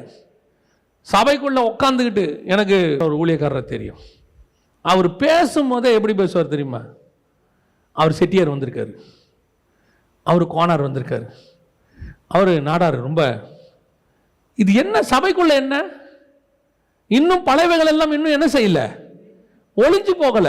இன்னும் சபைக்குள்ள ஜாதி பெருமை, அவர் பெரியவர், இவர் சின்னவர், அவர் பணக்காரரு, அவர் ஆடிட்டரு. உன் ஆடிட்டிங்கு, உன்னுடைய பணம், ஆஸ்தி, சம்பாத்தியம், உன்னுடைய ஜாதி பெருமை எல்லா குப்பையும் தூக்கி வெளியே போட்டுருங்க. சபைக்குள்ள யாரும் இங்க பெரியவனே கிடையாது. பெரியவர் ஒருவர் இருக்கிறார், அவர் ஒருவர் தான் பெரியவர். அவரை தாண்டி பெரியவர் இங்க யாருமே கிடையாது. எதுக்குமே பெரியவன் கிடையாது. நீ ஒருவேளை டேலண்டோட இருந்தாலும் நீ பெரியவன் கிடையாது. நீ உன் டேலண்டை யூஸ் பண்றதுக்கு கிருபை தந்தவர் அவரு. அவ்வளவுதான். கர்த்தர் நினைச்சாருன்னா ஒரு நாள் ராத்திரியில எல்லாத்தையும் புட்டிங்கிட்டு காத்திறக்கி விட்டுருவாரு. எப்பேற்பட்ட ராஜா நேபுகாத் நேச்சர், ஒரே நாள் ராத்திரி மறுநாள் பார்த்தா கையில பறவைகளுக்கு வளர்ற மாதிரி நகம்லாம் வளர்ந்து, எப்படி ஆயிடுச்சா? எல்லாம் பறவைகளுக்கு வளர்ற மாதிரி நகம்லாம் வளர்ந்து, உடம்பெல்லாம் ஃபெதர்ஸா மாறி, பட்சிகளை போல மாறி பனியில போய் கிடந்தானா 7 வருஷம். எப்பேற்பட்டவனையும் புல்லு மேய வைக்க அவருக்கு முடியும். என்கிட்ட படிப்பு இருக்கு, எதிர்காலம் இருக்கு, நான் நினைச்சா போதும், எங்க போனாலும் படைச்சுப்பேன். சிலர் சொல்லுவாங்க எங்க போனாலும் படைச்சுப்பேன். கர்த்தர் இல்லாட்டி எங்க போனாலும் நடுத்தல தான் நிற்பேன். என்ன இப்படி நிக்கிறது வந்து அம்ஜிக்கரை நடுத்தருவா இருக்கும், இல்லைன்னா அமெரிக்கா நடுத்தருவா இருக்கும். அங்க போனாலும் நடுத்தல் தான் நிற்பேன். நிறைய பேர் நினைச்சுக்கிறாங்க அமெரிக்கா போயிட்டா போதுங்க எப்படியும் படைச்சிருவேன், எனக்கு இருக்கிற டேலண்ட்டுக்கு, எனக்கு இருக்கிற எக்ஸ்பீரியன்ஸுக்கு, எனக்கு இருக்கிற படிப்புக்கு அங்கே போய் பார்த்தா தான் தெரியும். நீ யோர்தானில் இருந்தாலும் சரி, எகிப்தில் இருந்தாலும் சரி, அல்லது நீங்கள் பாபிலோனில் இருந்தாலும் சரி, கர்த்தர் இருந்தால் நீங்கள் அரண்மனை வாசல்ல உட்கார்ந்திருப்பீர்கள். கர்த்தர் இல்லாவிட்டால் சிறைச்சாலை தான். கர்த்தர் இல்லாவிட்டால் சிங்ககபி தான். கர்த்தர் தான் உன்னை அங்கிருந்து காப்பாற்றி மேலே கொண்டு உட்கார வைக்கணும். நமக்குள்ள மேன்மை வரவே கூடாது. யார் பெரியவங்கிற எண்ணம் வரவே கூடாது. இங்கே பெரியவன் என்று ஒருவன் இல்லவே இல்லை. ஊழியக்காரங்களை கூட சொல்றேன், அவர் பெரிய ஊழியக்காரங்க. என்ன பெரிய ஊழியக்காரரு? என்ன பெரிய ஊழியக்காரரு? உலகத்தையே அசைச்ச பவுலே ஒண்ணும் இல்லைன்ட்டு போட்டான். எல்லாரும் நான் சிறியவன்ட்டு போயிட்டான். உலகத்தையே அசைச்ச பவுல் ஒரு புக்கில் எழுதியிருக்காங்க. பவுலை பத்தி அறியாமையில் எழுதியிருக்காங்க. பட் அவங்க பவுலுக்கு கொடுத்துருக்கிற மேன்மையை பார்க்குறேன். அவர் நாத்திக புக்கு அது. அதில் எழுதியிருக்கிறாங்க, பவுல் என்கிற ஒருவன் இல்லாதிருந்தால் கிறிஸ்துவுக்கு பிறகு கிறிஸ்தவம் இருந்திருக்காதுன்னு எழுதுறாங்க. கிறிஸ்டியானிட்டின்னு ஒன்று பவுல் இல்லாட்டி கிடையாதுன்னு எழுதுறாங்க. அந்த மாதிரி உலகத்தாருக்கிட்ட மேன்மை வாங்கினவன் ஒருத்தன். அவன் சொல்றான், நான் எல்லாரிலும் சிறியவனுங்கிறான். இன்னைக்கு ஒரு ஊழியத்தில் ஒரு சின்ன மேன்மை ஆண்டவர் உயர்த்திடக்கூடாது. அவ்வளோதான், உயர்த்திடக்கூடாது. என்ன நிக்கிற வானு கூட யாரும் கூப்பிட மாட்டீங்க. வானு கூப்பிடல, ஏசுநாதரியே கூப்பிடலையாமா. ஏசுநாதர் சொல்றாரு, உன் வீட்டுக்கு வந்த நீ என்ன கொடுக்கல? தலைக்கு என்ன கொடுக்கல? கால் கழுவ தண்ணி கொடுக்கல. அப்படின்னா ஏசுநாதர் என்ன பண்ணியிருக்கிறாரு? இதெல்லாம் கொடுக்கல, ஆனாலும் உள்ள போயிட்டாரு 12 பேரையும் கூப்பிட்டுக்கிட்டு. அவன் அதை செய்யல தானே. ஏசுநாதர் என்ன பண்ணியிருக்கணும்? ஒரு மட்டு இல்லை, ஒரு மரியாதை இல்லை. நான் நிற்கிறேன், நான் யாரு? நான் தேவனுடைய குமாரன். அதை விடு, இவங்களை கேளு, நான் யாரு? நீ இஸ்ரவேலில் ஒரு தீர்க்கதரிசி. ஒரு தீர்க்கதரிசி நிற்கிறேன், எனக்கு ஒரு மரியாதை இல்லை. வாங்கடா போலாம். ஏசுநாதர் சொன்னார், வாடா, அவனுக்கு தான் மரியாதை தெரியல, நமக்கு தெரியும், வா. அவ்வளோ பெரிய ஏசுநாதரே அந்த மரியாதை எதிர்பார்க்காம போய் உள்ள போய் உட்காந்து விட்டாரு. நம்ம என்னடா நிற்கிறேன், என்ன வான்னு கூப்பிடல, என்ன நிற்கிறேன், என் கையில் இருக்க பைய வாங்கல, என்ன நான் நிற்கிறேன், என்னை தோள் மேலே தூக்கிட்டு போல, என்ன நிற்கிறேன், எனக்கு ஒரு மாலை கூட மரியாதை இல்லை. மைக்கில் ஏஞ்சி என்னை பற்றி ஒரு 4 வார்த்தை ஒன்றும் சொல்லாமல் ஐயா பேசுவாருங்கிறாரு. நான் யாருன்னு சொல்லுங்க. ஐயா நீ யாருன்னு உனக்கு தெரியாத? இல்லை வந்திருக்கிறவங்களுக்கு அவனுக்கு நல்லா தெரியும் நீ யாருன்னு. ஏறி பேசு. இதில் இப்போ ஒரு கலாச்சாரம் ஒன்று வந்திருக்கு கிறிஸ்தவத்தில். மேலே ஏறி நின்று, ஐயா யார் தெரியுங்களா? ஐயா ஐயா ஐயா ஓஹோ. இவர் ஏந்திரிக்கிறதுக்கு முன்னாடி அண்ணன் வராருன்னு என்ன பண்ண வேண்டியிருக்கு? நீ நானும் ஒன்றும் இல்லை, வெறும் மண்ணு. கழுதை மேல கிறிஸ்து உட்கார்ந்ததுனால உனக்கு மரியாதை. இறங்கிட்டாரு. கழுதைக்கு பின்னாடி எவனும் போக மாட்டான், கிறிஸ்துவுக்கு பின்னாடி தான் போவான். கழுதையை சீண்ட ஆள் இருக்காது. கிறிஸ்து உட்கார்ந்து இருக்கிறதுனால தான் கழுதைக்கு மரியாதை. இல்லைன்னா கழுதைக்கு ஒரு மரியாதை இல்லை. சில நேரத்தில் கழுதைக்கு கீழே என்ன பண்றாங்க? பெட்ஷீட்டை போடுறாங்க, சால்வையை போடுறாங்க, கிளைய உடைச்சி போடுறாங்க, எல்லாத்தையும் உடைக்கிறாங்க. உனக்கு பொன்னாடை போத்துறாங்க, கிஃப்ட் கொடுக்குறாங்க. சில நேரத்தில் உனக்கு எல்லா மேன்மையும் கொடுக்குறாங்க. இந்திய தொலைக்காட்சிகளில் முதல் முறையாக அப்படிங்கிற மாதிரி உலக வரலாற்றில் இந்த ஊழியக்காரர் மாதிரி ஒருவரும் உண்டோ அப்படின்னு சொல்லிடுறாங்க. இந்த கழுதை என்ன பண்ணக்கூடாது தெரியுமா? கீழே போட்டிருக்கிற அந்த இலையை பார்க்கக்கூடாது, செடி கொடியில் இருக்கிற இலையை பார்க்கக்கூடாது. நமக்கு தான் இலை போட்டான், உனக்கு இலை போடலை. உன் மேலே உட்காந்துருக்கிறாரு, அவருக்கு மேலே இருக்கிற மரியாதையில் உனக்கு சர்வ் பண்ணிக்கிட்டு இருக்கிறான். அவன் மேலே இருக்கிறவர் இறங்கிட்டாரு, தொலைஞ்ச காணாம போயிடுவேன். எருசலேமுக்குள்ள அவர் தான் போவார், கழுதை காணாம போயிடும். கல்வாரிக்கு அவர் தான் போவார், கழுதை காணாம போயிடும். பிலாத்துவின் அரண்மனைக்கு அவர் தான் போவார், கழுதை காணாம போயிடும். கழுதைக்கு மேலே இயேசுநாதர் உட்காந்துருக்க வரைக்கும் தான் கழுதைக்கு மரியாதை. பல நேரங்களில் கர்த்தர் உன்னை கொண்டு ஏதாவது ஒரு காரியங்களை செய்கிறாரா, அது கிருபைன்ட்டு ஓடிடணும், கிருபைன்ட்டு ஓடி போயிடணும். என்ன மாதிரி பாட யாராவது இருக்கிறாங்களா? தொண்டையில் கை வைப்பாரு. நான் சொல்றேன், என்ன மாதிரி மியூசிக்கை வாசிக்க ஆள் இருக்குதா? கையில் கை வைப்பாரு. எப்பேற்பட்ட மியூசிக் வாசிக்கிற நம்பர் 1 பர்சன் தெரியுமா உங்களுக்கு? அவனை மாதிரி மியூசிக் வாசிக்கவே முடியாது. யாரு? லூசிஃபர். அவனையே கீழே தள்ளி பிசாசுன்ட்டாரு. நம்பர் 1 மியூசிஷியன், அவனையே கீழே தள்ளி பிசாசுன்ட்டாரு. நீ எம்மாத்திரம், நீ எம்மாத்திரம். கர்த்தர் நமக்கு கொடுத்திருக்கிறதுல இங்கே பெரியவன் எவனும் இல்லை. சபையில் ஊழியத்தில் பெரியவன் எவனும் இல்லை, உலகத்தில் பெரியவன் எவனும் இல்லை. உலகத்தில் எப்பேற்பட்ட பெரியவன் இருந்தாலும் அவனிலும் பெரியவர் ஒருவர் என்னில் இருக்கிறார். தேவாலயத்திலும் பெரியவர், சாலமோனிலும் பெரியவர், நீங்கள் பார்க்குற எதை வேணால் எடுத்துக்கங்க, அதிலும் பெரியவர் ஒருவர் இருக்கிறார். அவர் உன் கூட இருக்கிறார். அதுதான் உனக்கு எனக்கும் ஆசீர்வாதம். எல்லாத்த விட பெரியவர் என் மேலே இருக்கிறார். யாராவது ஏதாவது உங்ககிட்ட சொல்லுவான், ஐயா உங்களை மாதிரி உங்கள் குரல் இருக்கே அப்படிம்பா. உங்களுக்கு அவனை எப்படி பார்க்கணுன்னா, இந்த சாத்தான் எப்போ உள்ளே வந்தான். நிஜமாக நீங்கள் அப்படி தான் பார்க்கணும். நான் நிஜமாக சொல்கிறேன். யாராவது சாட்சி சொல்லுவாங்க, உங்கள் பாடல் மூலமாக ஆண்டவர் கூட தொட்டார், பேசினார், என் வாழ்க்கை மாறுச்சு, அது வேறு, அது சாட்சி. உங்களை புகழ்றதுக்குன்னே ஒருத்தர் வருவான். பொண்ணுக்கு புடமும் வெள்ளிக்கு குகையும் மனுஷனுக்கு புகழ்ச்சியுமே சோதனை. ஒருத்தன் வருவான், அவன் சாட்சியெல்லாம் சொல்ல மாட்டான். அண்ணா இப்படி ஒரு வெளிப்பாடை நான் பார்த்ததே இல்லைண்ணே அப்படின்னா, அவன் நம்மளை மட்டும்தான் பார்த்துருக்கான்னு அர்த்தம். அவன் வேறு யாரையுமே பார்த்ததில்லை. ஏன்னா இதை விட மோளனா பேரெல்லாம் எங்கே இருக்கிறாங்க? நம்ம ஊரில் சொல்லுவாங்கள்ல, நான் ஓட்டப்பந்தயத்தில் 2வது ப்ரைஸ் வாங்கிட்டேன் அப்படிமா. எத்தனை பேர் ஓட்டினீங்க? 2 பேர். அதில் அவன் 2வது. அதில் சொல்லுவான், அண்ணா தமிழ்நாட்டில் உங்களை மாதிரி யாருமே இல்லை அப்படின்னு. அவனுக்கு தெரிஞ்சது நம்மளை மட்டும்தான், இன்னும் வேறு யாரையும் பார்க்கலன்னு அர்த்தம்.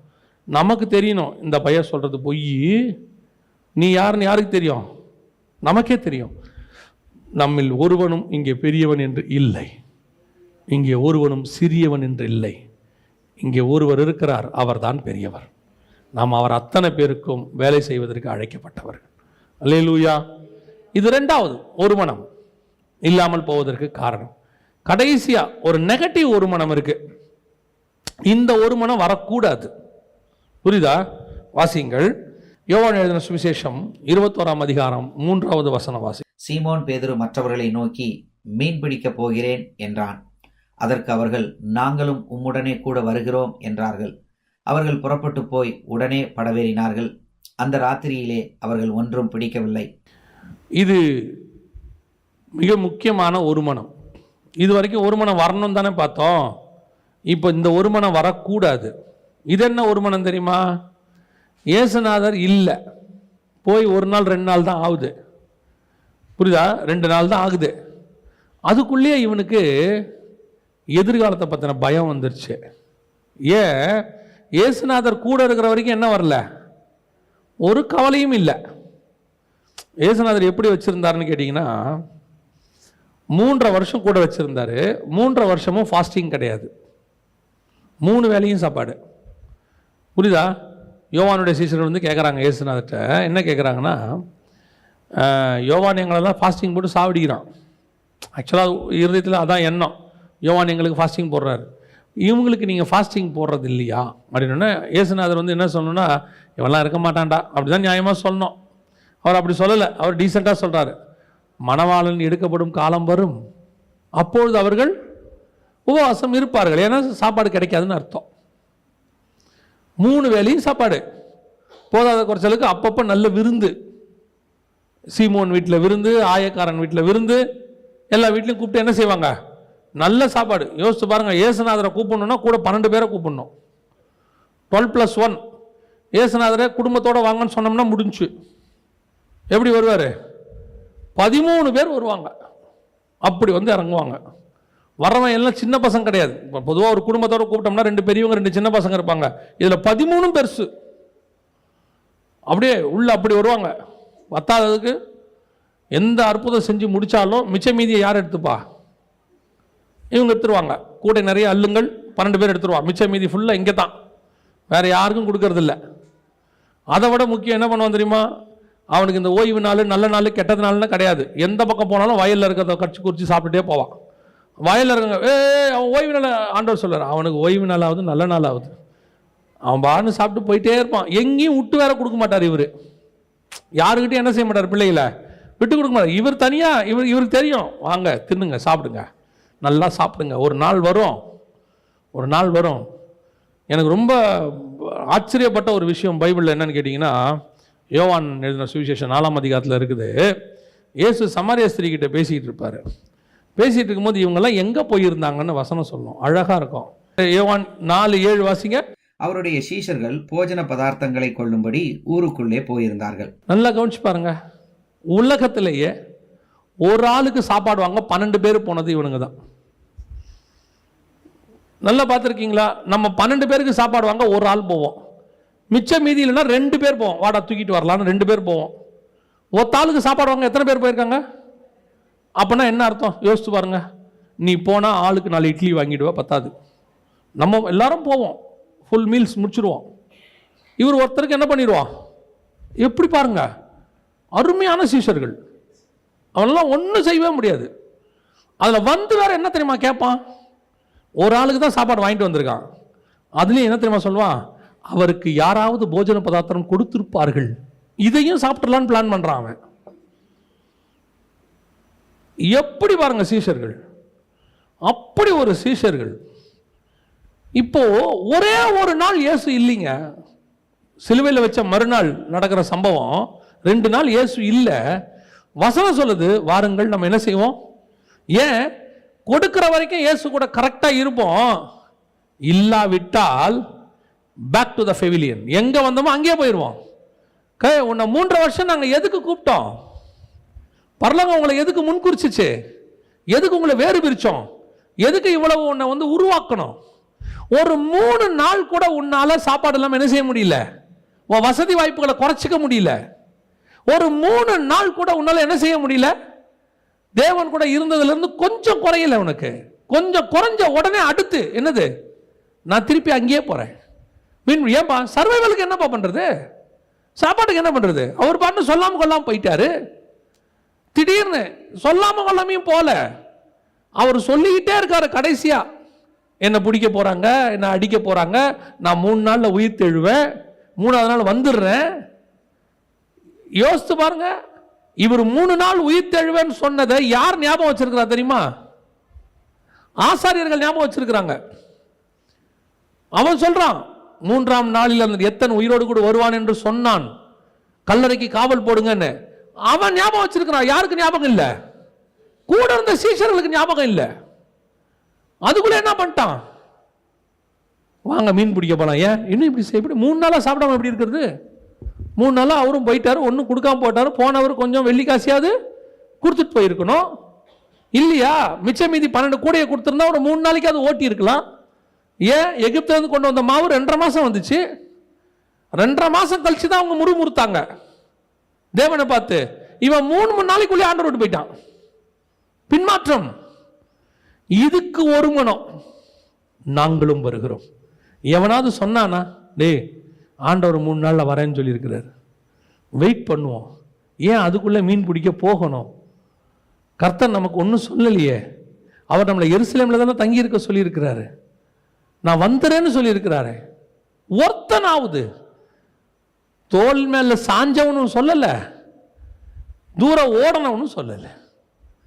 இப்படி ஒரு குரூப் இருக்கு. இந்த குரூப்பால கர்த்தருக்கு அகைன்ஸ்டா தான் ஒரு மனம் வருமே ஒழிய கர்த்தருக்கு சாதகமா ஒரு மனம் வராது. இதெல்லாம் நெகட்டிவ். பாருங்க, அனனியா சப்பீரால் கொண்டு வந்து எல்லாத்தையும் கொடுக்குறாங்க. ஒரு பங்கு கொடுத்துட்டாங்க, ஒரு பங்கு வச்சுக்கிட்டாங்க. அந்த ஒரு பங்கு ஏன் வச்சுக்கிட்டாங்க? கர்த்தருக்கு கொடுக்கணுங்கிற எண்ணம் இருக்கு, ஆனா ஒரு பயம் இருக்கு.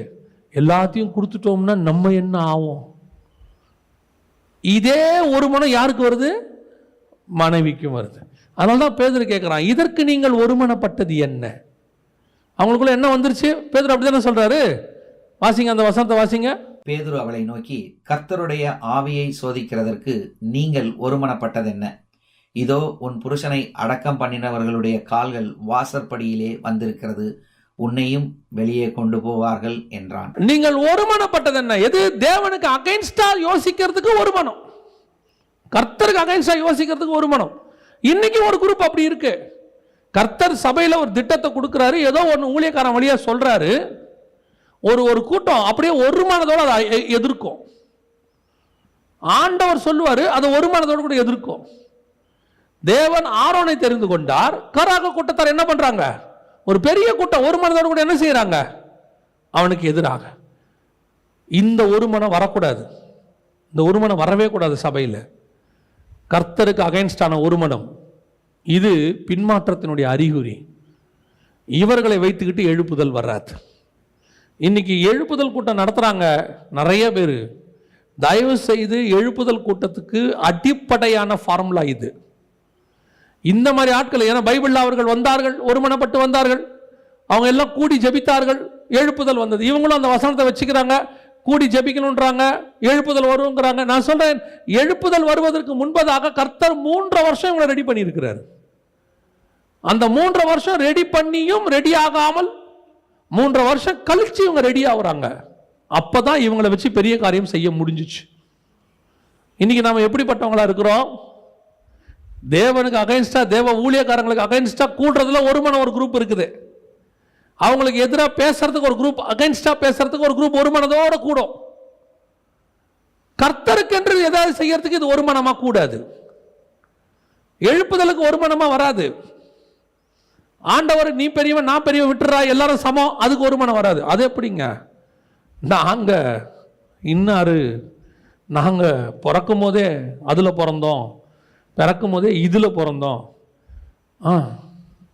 பிறக்கும் போது ஹாஸ்பிட்டலில் தான் பிறந்தோம், வேற எதுலேயும் பிறக்கல, கதை முடிஞ்சிருக்கோம் இல்லையா? குழந்தைய மாற்றி நர்ஸு கொடுத்துருந்தாங்கன்னு வச்சுக்கோங்க, கவர்மெண்ட் ஹாஸ்பிட்டலில் ஒரு நாளைக்கு 10, 20, 30 பிறக்கும்.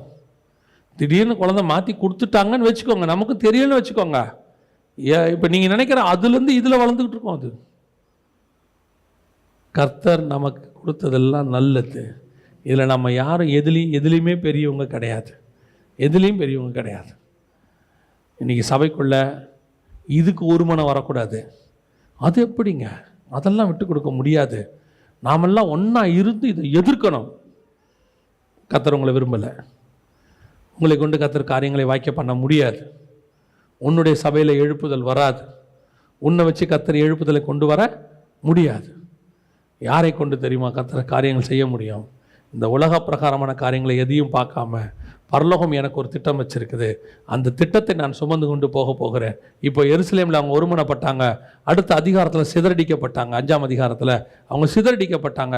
யோசிச்சு பாருங்க. 8ஆம் அதிகாரம் சொல்லுது, சிதறி போனவர்கள் எங்கும் சுவிசேஷத்தை பிரசங்கித்தார்கள். சமாரியாவுக்கும் சிதறி போனாங்க, ஆனால் அத்தனை பேரும் ஒரு மனதோட சிதறி போனாங்க. அத்தனை பேரும் எப்படி போனாங்க? இப்ப தனித்தனியா இருக்கிறான், ஆனா என்ன இருக்குது? ஒரு மனம் இருக்கு. பிதா பரலோகத்தில் இருக்கிறார், இயேசு பூமியில் இருக்கிறார். ஆனா சொல்றாரு, நானும் பிதாவும் ஒன்றாய் இருக்கிறது போல. அப்ப ஒரு மனம் என்பது 2 பேர் பக்கத்துல உட்கார்ந்து இருக்கிறது இல்ல, 2 மனம் ஒன்றா இருக்கிறது. 2 பேர் வீட்டுக்குள்ள இருக்கிறது இல்ல, 2 பேர் ஒரு மனதமா இருக்கிறது. எங்க இருந்தாலும் தேவனுடைய திட்டம் 2 பேருக்குள்ள ஒரே மாதிரி இருக்கும். ஒரே ஆவியில் இருப்பாங்க, ஒரே அழைப்பில் இருப்பாங்க, ஒரே தரிசனத்தில் இருப்பாங்க. இப்போ யோசித்து பாருங்க, இவங்க எல்லாம் சிதறி போயிட்டாங்க, ஆனால் தேவனுடைய ராஜ்யம் கட்டப்படுது. ஏன் கட்டப்படுது? இவங்க சிதறி இருக்கிறாங்க, ஆனால் சிந்தனை ஒன்றா இருக்குது. எங்கே போனாலும் இவங்க நோக்கம் கிறிஸ்துவின் ராஜ்யம் கட்டப்படணும். அங்கே போகும்போது நான் பெரியவன் நீ பெரியவன் கிடையாது. அங்கே போகும்போது எங்களுக்கு என்ன கிடைக்கும் தெரியாது. பணத்தை எடுத்து தர்ம காசை மொத்தமாக கொடுக்குறாங்க, அதை அப்படியே கொண்டு போய் இடத்துல செலவு பண்ணுறான். சொல்கிறான், அவர்களை ஆசீர்வதிக்கும்படி உங்களை ஆசீர்வதிக்கும்படி அவர்களை கொள்ளையிட்டேன், கொண்டு வந்தேன், கொடுத்தேன், முடிஞ்சிச்சு. இப்போ சொல்கிறான், எனக்கு என்ன கிடைக்கும்னு கேட்டவன் சொல்கிறான், என்னிடத்தில் வெள்ளியும் இல்லை பொன்னும் இல்லை. ஏன்? எனக்கு இப்போ அது தேவையும் இல்லை. என் தேவையெல்லாம் இயேசு கிறிஸ்து, என் தேவையெல்லாம் கர்த்தருடைய திட்டம், என் தேவையெல்லாம் கர்த்தருடைய ஊழியம். அதை நான் செஞ்சு முடிச்சுட்டு பரலோகத்துக்கு போகணும். இந்த ஒன்னஸ் தான் கர்த்தர் உங்கள்கிட்டையும் எங்கிட்டையும் எதிர்பார்க்கிறார்.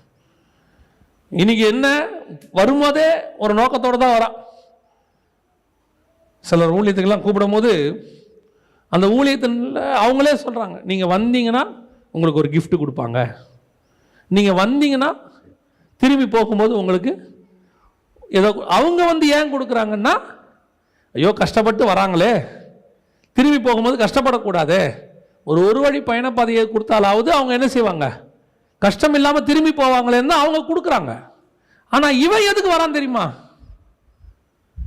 அந்த காசுக்காக தான் வர்றான். சரி ஓகே, வரும்போது யாரு கூடயாவது பைக்கில் தொத்திக்கிட்டு வந்துடுறான், லிஃப்ட்டு போகும்போது காசை வாங்கிட்டு அதே பைக்கில் லிஃப்ட்டில் போயிடுறான். போக வர அந்த பயண செலவு மிச்சம் காசு பாக்கெட்டில் இருக்கும். இந்த எண்ணம் கொடுக்குறவங்க நல்ல நோக்கம், வாங்குறவனுக்கு நோக்கம் நல்ல நோக்கம் இல்லை. அப்போ இந்த மாதிரி கூட்டங்களால் பிரயோஜனமும் இல்லை. யாரை கொண்டு கர்த்தர் காரியங்களை செய்ய முடியும்? எனக்கு இந்த பூமியில் எதுவும் இல்லை, நான் அதற்காகவும் கிறிஸ்துவனிடத்தில் வரவும் இல்லை. நான் வந்ததெல்லாம் அவரால் பயன்படுத்தப்பட. அவருக்கு ஒரு நோக்கம் இருக்குது, அவருக்கு ஒரு திட்டம் இருக்குது, அதை என்னை கொண்டு செய்வார். அதை செய்யறதுக்கு தான் கர்த்தர் உங்களை அழைச்சார். இந்த சபைக்கு வந்தீங்க. நான் சொல்லுவேன், இந்த சபைக்குள்ளே வந்ததுக்கு அதுதான் காரணம், வேறு எதுக்காகவும் இல்லை. நீங்கள் எல்லார மாதிரியும் வீடு காரு அதுக்காக இங்கே வந்திருந்தீங்கன்னா டோட்டல் வேஸ்ட். அப்போ இதெல்லாம் எனக்கு கிடைக்காதா? அது காலத்தில் என்ன தேவையோ அதை பரலோகம் தரும். இது வரைக்கும் தந்து தானே இருக்குது. பரலோகம் சின்ன வயசில் நமக்கு ஸ்மால் ஷர்ட் ஒன்று கொடுத்துச்சு நம்ம சைஸுக்கு. நம்ம வளர்ந்து இவ்வளோ பெருசாக ஆகிட்டோம். பரலோகம் எங்கிட்ட அவ்வளோதான் முடியும், சின்ன சட்டை தான் இருக்குது, நீ வேணால் அட்ஜஸ்ட் பண்ணி போட்டுக்கணும். இப்பவும் சின்ன சட்டையாக கொடுக்குது. இப்போ நாம் பலுகி பெருகி 44 ஆகிட்டோம். 44க்கு சட்டை தருதா இல்லையா? இல்லை, நாங்கள் 38 வரைக்கும் தான் பரலோகத்தில் சைஸ் வச்சுருக்கோம், அதுக்கு மேலே போகிறது அன்சைஸு, உனக்கு கொடுக்க மாட்டேன்னு பரலோகம் சொல்லிச்சா? இல்லை தானே.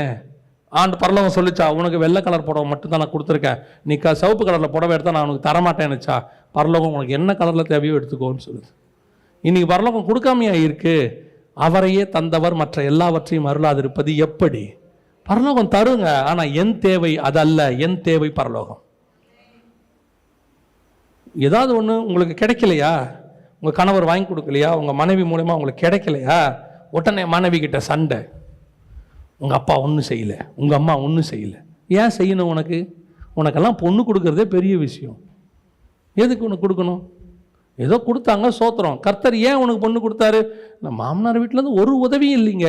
உனக்கு மாமனாரை கல்யாணம் பண்ணி கொடுக்கலடா, பொண்ணை தான் கல்யாணம் பண்ணி கொடுத்துருக்கோம், அவ்வளோதான் முடியும் எங்களால். சிலர் உங்களை கல்யாணம் பண்ணி எனக்கு என்ன கிடைச்சது சொல்லுங்க? வந்ததுலேருந்து ஒரு சவரன் வாங்கி கொடுத்துருக்கீங்களா? உன்னை அதுக்கு கூட்டு வரலாமா? நாங்கள் உன்னை அழகு பண்ணி பார்க்கறதுக்காக கூட்டு வந்தோம். நாங்கள் நகைக்கடையாக வச்சுருக்கோம். உன்னை பரலோகம் ஒரு திட்டத்தோடு கொடுத்துச்சு. அந்த திட்டத்தை நிறைவேற்றுறதுக்கு தான் 2 பேர் இருக்கோம். அந்த எண்ணத்தை உனக்கும் இருக்கணும், உன் கணவனுக்கும் இருக்கணும். இந்த அம்மா கிட்டேருந்து எதிர்பார்க்கறதுக்கு அவரும், அவர்கிட்டேருந்து எதிர்பார்க்கறதுக்கு இந்த அம்மாவும் இல்லை. நாங்கள் 2 பேரும் சேர்ந்து எதுக்காக தெரியுமா? எங்களை கொண்டு பரலோகம் ஒரு காரியம் செய்ய நினைத்திருக்கிறது. அந்த காரியத்தை நாங்கள் 2 பேரும் செய்து முடிப்போம். கர்த்தர் வருவதற்குள்ளாக செய்து முடிப்போம். அந்த நாங்கள் செய்கிற காரியத்தில் எங்களுக்கு என்ன குறைவுகள் வந்தாலும் சரி, நிறைவுகள் வந்தாலும் சரி, அது எங்கள் திட்டத்தை தடுக்காது.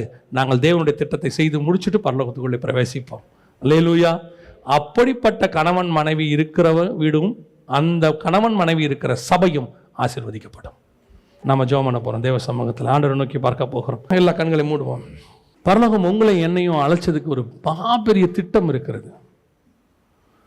800 கோடி மக்களில் குறிப்பாக இந்த கடைசி காலத்தில் ஏன் ஆண்டவர் உங்களை முன்குறிச்சாரு? எதுக்காக உங்களை கொண்டு வந்தார்? எதுக்குள்ள உங்களை சத்தியத்துக்குள்ளே ஏன் நடத்துகிறாரு? பல நேரங்களில் சபைகளில் ஆழமான காரியங்களை கர்த்தர் பேசுகிறார். ஏன் பேசுகிறாரு? கிறிஸ்து மணவாட்டியாகிய சபையை கல்யாணம் பண்ணுறது எதுக்காக? மணவாட்டிக்கிட்ட இருந்து ஏதாவது கிடைக்கும்னு அவர் கல்யாணம் பண்ணாரா? இல்லை மணவாட்டியாகிய சபை கிறிஸ்துவை ஏன் மணவாளனாக ஏற்றுக்கொண்டது? அவர் என்ன பொன்னினாலும் வெள்ளினாலும் அலங்கரிப்பார் என்றா? இல்லை. கிறிஸ்து சபையை முன்குறித்ததுக்கு ஒரு முகாந்தரம் உண்டு. பரலோகத்திலே ஒரு திட்டம் உண்டு. சபை கிறிஸ்துவை சொந்த ரட்சகராக ஏற்றுக்கொண்டதுக்கு ஒரு முகாந்தரம் உண்டு. அதே போலத்தான் உனக்கு கர்த்தர் ஒரு கணவனை கொடுத்தார். எதுக்காக? உன்னுடைய ஆசை காரியங்கள், உலகத்தில் உள்ளதான தேவைகளை எல்லாம் பூர்த்தி செய்யறதுக்கு ஒரு மனுஷன் அல்ல. உனக்கு ஒரு மனைவியை கொடுத்தார். எதற்காக? உன்னுடைய ஆசை காரியங்களை எல்லாவற்றையும் திருப்தியாக்கி கொள்வதற்காக அல்ல. உங்க 2 பேரையும் கர்த்தர் இணைச்சதுக்கு பரலோகத்தில் ஒரு திட்டம் இருக்கு. பரலோகம் உங்களை கொண்டு பூமியில ஒரு காரியம் செய்வதற்காக தான் உங்களை சேர்த்து வச்சுச்சு. மனைவியை பார்த்து கேட்காத, உன்னால எனக்கு என்ன பிரயோஜனம்? ஒருவேளை உன் மனைவிக்கு சமைக்க தெரியாம இருக்கலாம்.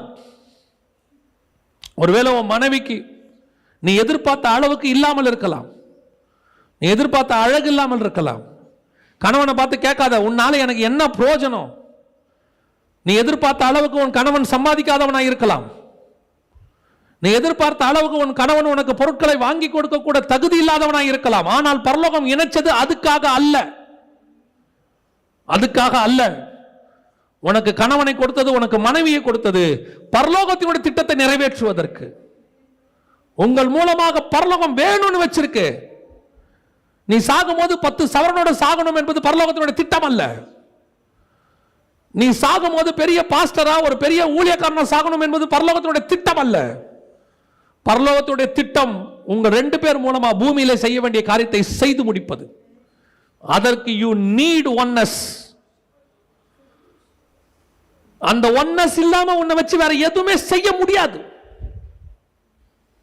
இன்னும் பூமிக்குரிய உலக பிரகாரமான மாம்சத்துக்குரிய கண்களுக்குரியதான மாம்சத்துக்குரியதான காரியங்களை நீ தேடிக்கொண்டு உன் கணவனோடும் மனைவியோடும் நீ சண்டை போட்டுக் கொண்டிருப்பாய் என்று சொன்னால், உன்னை கொண்டு கிறிஸ்து செய்ய நினைத்த மேன்மையாக பரலோகத்தின் திட்டம் செய்ய முடியாது. அது அப்படியே நிற்கும். உனக்கு 100 வயசாலும் நிற்கும். அதுக்குதான் ஆண்டவர் ஒன்னஸ் உங்கள்கிட்ட எதிர்பார்த்துட்டு இருக்கிறார். உங்க 2 பேருக்குள்ள ஒன்னஸ் வந்தா மட்டும்தான் ஹெவனுடைய மிகப்பெரிய திட்டத்தை கர்த்தர் உனக்கு வெளிப்படுத்தி கொடுப்பார். ஆனா உங்களுக்கு ஒன்னஸ் இருக்கு. எதுல இருக்கு தெரியுமா? கிறிஸ்துவுக்கு விரோதமா சிந்திக்கிறதுல இருக்கு. 2 பேருக்கு ஒரே ஒன்னஸ். எப்படியாவது வரதை வச்சு சம்பாரிச்சு வீடு கட்டிடணுங்க சாவறதுக்குள்ள. இது கிறிஸ்துவுக்கு விரோதமான ஒன்னஸ். எப்படியாவது அமெரிக்கால போய் செட்டில் ஆகிங்க, அங்க நம்ம பிள்ளைகளை படிக்க வச்சுங்க, சாகும்போது நம்ம அமெரிக்கனா சாகணும். இது கிறிஸ்துவுக்கு விரோதமான ஒன்னஸ். நீ அமெரிக்கா போகிறது கிறிஸ்துவுக்கு விரோதம் இல்ல, கிறிஸ்து சொல்லாமல் போகிறது கிறிஸ்துவுக்கு விரோதம். உன்னை தேவன் எதுக்கு வச்சாரோ அந்த திட்டத்தை கண்டுபிடி. கணவனும் மனைவியும் சேர்ந்து அதை செய்யுங்க.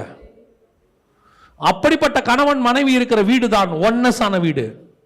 அப்படிப்பட்ட கணவன் மனைவி இருக்கிற சபை தான் ஒருமனப்பட்ட சபை. யோசித்து பாருங்க, சபைக்குள்ள எல்லா கணவனும் மனைவி இப்படி ஒன்னஸோடு கூட இருப்பாங்கன்னா, அந்த 120 பேர் சபைக்குள்ள இருந்தா அந்த சபை எழுப்புதலுக்கு காரணமான சபையாக இருக்கு. உங்ககிட்ட கர்த்தர் அதைத்தான் இப்ப எதிர்பார்க்கிறார். அதான் எதிர்பார்க்கிறாரு.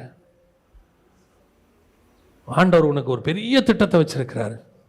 மோசேக்கு நோவாவுக்கு கர்த்தர் ஒரு பெரிய திட்டத்தை வச்சாரு.